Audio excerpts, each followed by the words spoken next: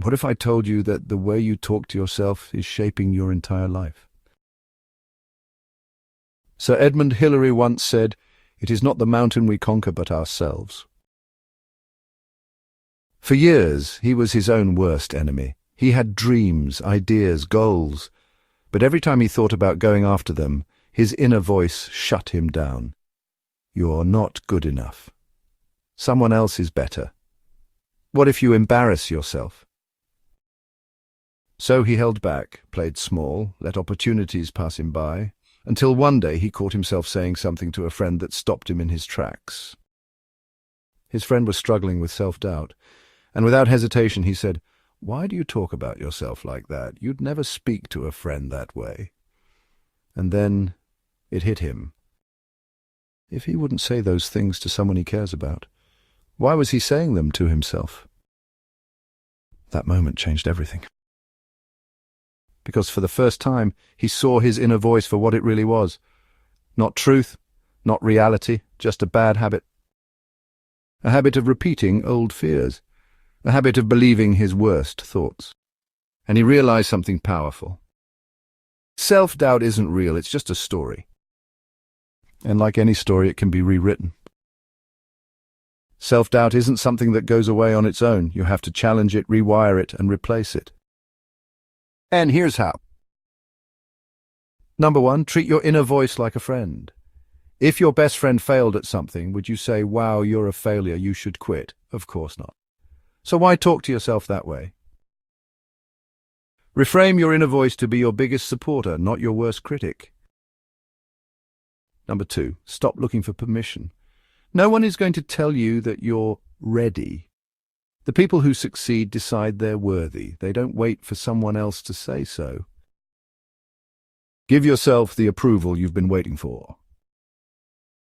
Number 3, identify where your self-doubt comes from. Most of our self-doubt isn't even ours. It was planted in us. A comment from childhood, a past failure, a comparison to someone else. Once you recognize it's not yours, you can choose to let it go. Number 4, start looking for proof that you're capable. Instead of asking, "Why am I not good enough?" start asking, "What proof do I have that I can do this?" Every time you've succeeded before is evidence that you are capable. Collect proof of your strengths, not your weaknesses. Number 5, take action, even while you doubt yourself. The only way to overcome self-doubt is to prove yourself wrong. You don't need to feel 100% ready, you just need to start. Action kills doubt faster than anything else.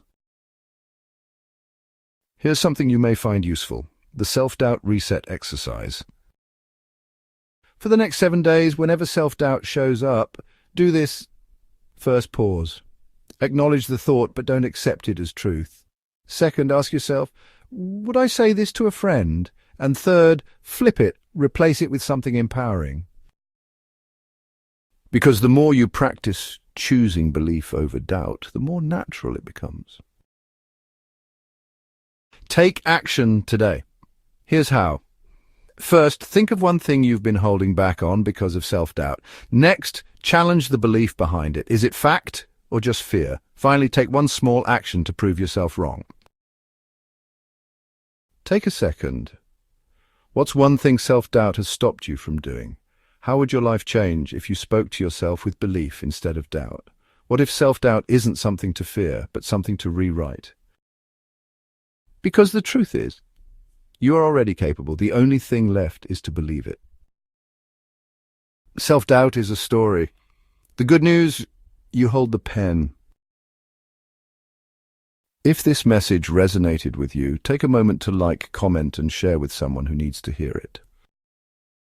Keep growing, keep reflecting, and remember, your journey starts with you. Enjoying the content? Stay tuned, there's more to come. And whenever you need a reset, come back for more inspiration.